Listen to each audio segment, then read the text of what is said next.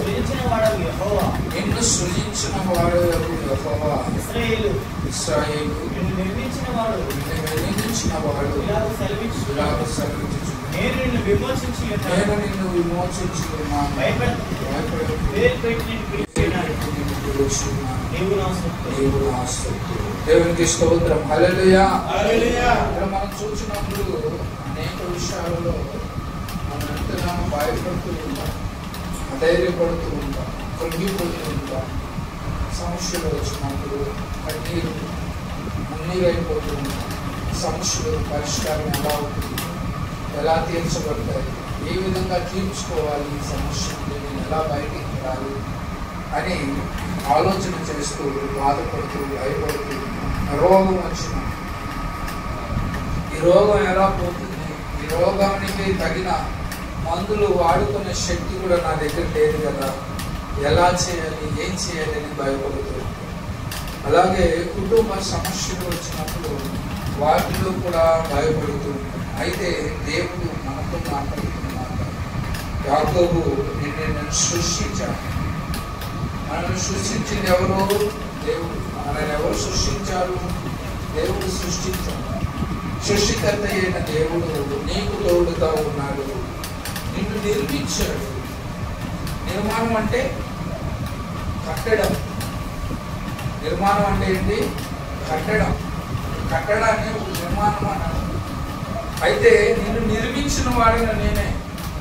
నిర్మాణానికి మనము ఎక్కడ ఏది ఉండాలి, ఎక్కడ ఏ అవయవ మరి ఏ స్థానం ఉండాలి అని చూస్తూ ఉంటాం. ఒక ఇంటికి ఎక్కడ మరి కిటికీ ఉండాలి, ఎక్కడ తలుపు ఉండాలి, ఎక్కడ అరమర ఉండాలి అని ఏ విధంగా అయితే ఒక ప్లాన్ వేసుకుంటామో అలాగనే దేవుని వాక్యంలో దేవుడు చెప్తున్నాడు, నిన్ను నేను నిర్మించాడు.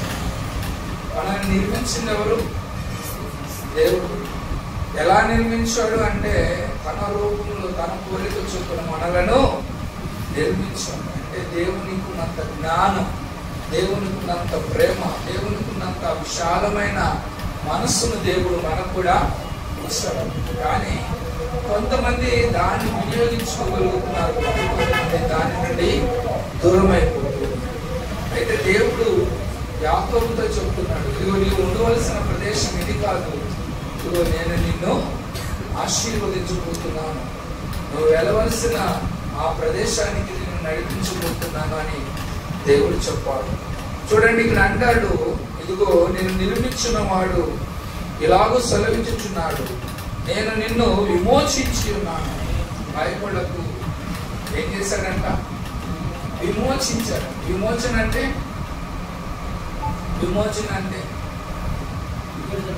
విడుదల. విమోచన అంటే ఏంటి? విడుదల. దేవునికి స్తోత్రం. హల్లెలూయా.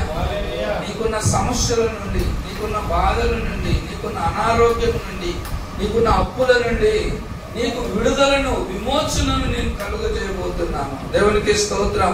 హల్లెలూయా. దానికోసమే కదా మనం ఎదురు చూస్తుంది, దానికోసమే కదా మనం బాధపడుతుంది, దానికోసమే కదా మనం ప్రార్థన చేస్తుంది, దానికోసమే కదా కన్నీరు మున్నీరైపోతున్నాం. అయితే దేవుని వాక్యం సెలవిస్తూ ఉంది, నిన్ను విమోచించాను, నిన్ను నిర్మించాను, నిన్ను ఎన్నుకున్నాను, ఏర్పాటు చేసుకున్నాను. తల్లి గర్భంలో రూపింపబడక మునిపే ఏం చేశాడంట? దేవుడు మనలను ఎన్నుకొని ఏర్పాటు చేసుకున్నాడు. తల్లి గర్భంలో మనం పిండముగా చేయకబడక మునిపే, ఇదిగో ఈ బిడ్డ నా సొత్తు, నా కొరకు నిర్మించబడ్డాడు, నా కొరకు నిర్మించబడింది, ఈ బిడ్డని నేను ఎన్నుకున్నాను. మనం ఏమేమో చేస్తూ ఉంటాం, ఎక్కడికెక్కడికో తిరుగుతూ ఉంటాం. అయితే దేవుని చిత్తం, దేవుని ఏర్పాటు, దేవుని నిర్మాణం మన పట్ల నెరవేరు వరకు ఆయన మనకు తోడుగానే ఉండి మనలను నడిపిస్తాడు. దేవునికి స్తోత్రం చెప్పండి. చూడండి, 2 తిమోతిలకు రాసిన పత్రిక 1వ అధ్యాయము 7వ వచనాన్ని కూడా చదువుకుందాం. 2 తిమోతిలకు రాసిన పత్రిక 1వ అధ్యాయము 7వ వచనం. దేవుడు మనకు శక్తియు ప్రేమయు ఇంద్రియ నిగ్రహము గల ఆత్మనే ఇచ్చును గాని తిరిగి ఆత్మను ఏ ఆత్మనివ్వలేదు? చెప్పండి, ఏ ఆత్మనివ్వలేదు? పిరికి ఆత్మనివ్వలేదు. ఇప్పుడు మనం భయపడాలా, భయపడకూడదా? భయపడకూడదు. ఎందుకు అంటే దేవుడు మనకేమిచ్చాడు చెప్పండి? శక్తి ఇచ్చాడు. దేవుడు మనకేమిచ్చాడు? శక్తిని ఇచ్చాడు. మనం పని చేసుకునే శక్తి, మనం నడిచే శక్తి, మనం ఎక్కడికైనా వెళ్ళగలిగిన శక్తిని దేవుడు మనకు ఇచ్చాడు. ఎంత బరువునైనా లేపగలిగిన శక్తిని ఇచ్చాడు. ఇంకా ఏమిచ్చాడు? ప్రేమనిచ్చాడు. ఏమిచ్చాడు చెప్పండి? ఏమిచ్చాడు? ప్రేమనిచ్చాడు. ఇంకా ఏమిచ్చాడు? ఇంద్రియ నిగ్రహము. ఏమిచ్చాడండి? ఇంద్రియ నిగ్రహం. ఇంద్రియ నిగ్రహం అంటే ఏంటి? తృప్తి పడడం, ప్రతి విషయంలో కూడా తృప్తి పడడం, నిగ్రహించుకోవడం, మన యొక్క తొందరపాటును అణచడం. ఎప్పుడైనా గొడవ పడుతుంది అనుకోండి, బాగా కోపంగా వచ్చి కొట్టబోయారనుకోండి, అప్పుడు ఏం చేస్తారు? పక్కన వాళ్ళు వచ్చి పట్టుకొని ఆగాగా అంటుంటారు. ఎందుకు? గొడవను అణిచి వేస్తూ ఉంటారు. తొందరపడవా, ఆగు అంటుంటారు.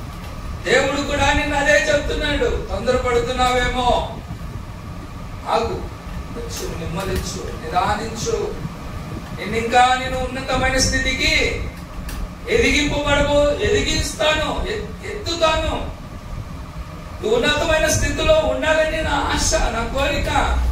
నీవు ఉన్నతంగా నిన్ను చేయబోతున్నాను. దేవుడికి స్తోత్రం. హల్లెలూయా. దీన్ని ఇంద్రియ నిగ్రహం అంటారు.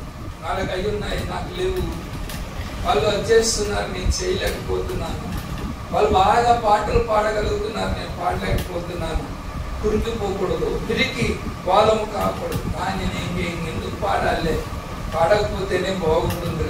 వాణి కూడా అలాగే అనుకున్నట్టయితే ఈ రోజున ఆ గాత్రం వచ్చేది. వానము ఫస్ట్ పాడుతా ఉంటే అసలు తాళమే కలిసేది. కానీ ఇప్పుడు పాడుతూ ఉండబట్టి ఏమైంది? అందుకనే బాలసుబ్రహ్మణ్యం అంటాడు, పాడంగా పాడంగా పాట, మూలకంగా రాగం. రాగం ఏం చేయాలంట? రాగం రావాలంటే మూలగాలి. రాగం అంటే నీవు పాడే పాట ఏదైనా సరే ఆ పాటను మూలగాలి, ఆ పాటను మూలుగుతూ ఉండాలి. నువ్వు కోకిల మూలుగుతున్నట్టుగా మూలగాలి. మూలుగుతూ ఉండగా రాగం వస్తుంది. పాడుతా ఉంటే పాట నీ గొంతు పిగిలింపు పడుతుంది. దేవుడికి స్తోత్రం. హల్లెలూయా. నా గొంతు బాగలేదులే, నా గొంతు దొంగిలిపోయిందిలే, నేను పాడలేదులే అని అనుకుంటే నువ్వు పాడలేవు.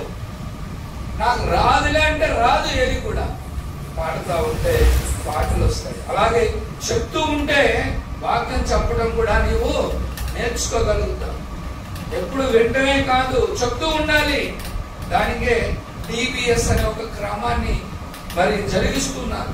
మీకు కూడా అనేక సార్లు కూర్చోబెట్టి మరి రౌండ్ గా కూర్చోబెట్టి చెప్తుంది. ఏంటి అంటే అది డిబిఎస్, రానున్న దినాలలో ఉపయోగపడే ఒక గొప్ప ప్రణాళిక. ఎందుకు అంటే దేవుని వాక్యము వెదజల్లడానికి, కుటుంబాలుగా దేవుని స్తుతించడానికి. రానున్న దినాలలో వాక్యం కరువైపోతుంది. వాక్యం చెప్పే పాస్టర్లు ఉండరు, సేవకులు ఉండరు, మందిరాలు ఉండవు. అప్పుడు నీవు నీ కుటుంబంతో కలిసి నువ్వు చేయగలుగుతావు. దాన్ని డిబిఎస్ అంటారు. డిబిఎస్ అంటే డిస్కవరీ బైబిల్ ట్రైనింగ్. చెప్పండి, డిస్కవరీ బైబిల్ ట్రైనింగ్. ఇది నీవు నీ కుటుంబంలో చేయాలి. నీ కుటుంబంలో నీ యొక్క ఇంటి వారిని కూర్చోబెట్టుకొని ప్రతిరోజు వారి కొరకు ప్రార్థన చేసి, ఆ తర్వాత ప్రతిరోజు వారికి ఒక వాక్యాన్ని చెప్పి వారందరితో పలికించాలి. దేవునికి స్తోత్రం. హల్లెలూయా. అప్పుడు నీవు దేవుని వాక్యాన్ని ధ్యానించడం వలన ఆశీర్వదించబడతావు. చూడండి, కీర్తనలు 1వ అధ్యాయం చదివితే, దుష్టుల ఆలోచన చొప్పున నడవక, పాపుల మార్గమున నిలవక, అపహాసకుడు కూర్చున్న చోటును కూర్చుండగా, దివారాత్రములు దానిని ధ్యానించువాడు ధన్యుడు. దేనిని? యెహోవా ధర్మశాస్త్రమును, దేవుని వాక్యాన్ని ధ్యానించువారు ధన్యులు. దేవుని వాక్యాన్ని ఏం చేయాలంట? ధ్యానించడం అంటే, నెమరు వేయడం అంటే గుర్తు చేసుకోవడం. గుర్తు చేసుకోవడం. మన బ్రతుకులో మన జీవితాన్ని గుర్తు చేసుకున్నాం అనుకో, మనకి ఎంత ఆశ్చర్యం అనిపిస్తుంది. ఒకప్పుడు నేను ఇలా ఉన్నానా? స్టౌబడి కాలనీలో నేను ఫస్ట్ హైదరాబాద్ నుంచి వచ్చినప్పుడు ఎలా ఉన్నాను అంటే చాలా పేద పరిస్థితి, చాలా కరువు. నా ఇంటి అద్దె 2500 రూపాయలు కట్టాలి, 500 కరెంటు బిల్లు కట్టాలి. నా ఇంట్లో ఒక పెద్ద కుక్క, దానికి రోజుకు 100 రూపాయలు ఖర్చు. ఇంత పెద్ద కుక్క. నా బైక్కి మరి ఆయిల్ పోపించుకొని తిరగాలి. నాకు వచ్చే ఆదాయం ఎంత తెలుసా? 100 రూపాయలు వారానికి. రోజుకి కాదు, వారానికి 100 రూపాయలు. ఎలా? 1,00,000 రూపాయలు సీటీ కట్టాలి, నెలకు 5,000 రూపాయలు సీటీకి పంపించాలి. ఎలా? ఆశ్చర్యం అండి. దేవునికి స్తోత్రం చెప్పండి. 60,000 రూపాయల అప్పుతో వచ్చాను నేను హైదరాబాద్ నుంచి ఇక్కడికి. కూర్చొని కన్నీరు విడిచి ఇంట్లో కూర్చొని ఏడ్చి, అందరూ అన్నారు ఆడదాన్ని తీసుకొచ్చినట్టు తీసుకొచ్చారు. ఆడది ఏడ్చినట్టు ఏడుస్తూ ఉంటాడు ఎప్పుడు ఆ రూమ్ లో పడి. ఇళ్ళ పక్కలందరూ నా మీద కంప్లైంట్ ఇచ్చారు, ఎప్పుడు ఏడుస్తూ ఉంటాడు, మా దగ్గరికి రాడు, మా మధ్యలో కూర్చోడని పంచాయతీ పెట్టారు. నన్ను మధ్యలో కూర్చోబెట్టి ఓ 10 మంది రౌండ్గా కూర్చో. చెప్పాను, ఏదైనా నాకు లేదని మిమ్మల్ని ఏమైనా అడుగుతున్నాను? నాకేదన్నా కావాలని మిమ్మల్ని అడుగుతున్నానా? ఈరోజు నాకు 10,000 కావాలి, మిమ్మల్ని ఏమన్నా అడుగుతున్నానా? ప్రార్థన చేస్తున్నాను. ఇది కూడా తప్ప? చెప్పండి. ప్రార్థన చేయదంటే చెప్పండి, తైను అని అంటే అందరూ రెట్టు లేసి వెళ్ళిపోయారు. కానీ దేవుడు గొప్పవాడు. దేవుడికి స్తోత్రం చెప్పండి. హల్లెలూయా, హల్లెలూయా. ఆశీర్వదించువాడు దేవుడు, ఇచ్చేవాడు దేవుడు, ఉన్నతమైన స్థితికి ఎదిగించువాడు దేవుడు. నేను అప్పుడు అనుకున్నానా నేను కాపులో తిరుగుతానని? నేను అప్పుడు అనుకున్నానా 1కి 3 స్థలాలు కొంటానని? నేను అప్పుడు అనుకున్నానా 1కి 2-3 మందిరాలలో సేవ చేస్తాను అని?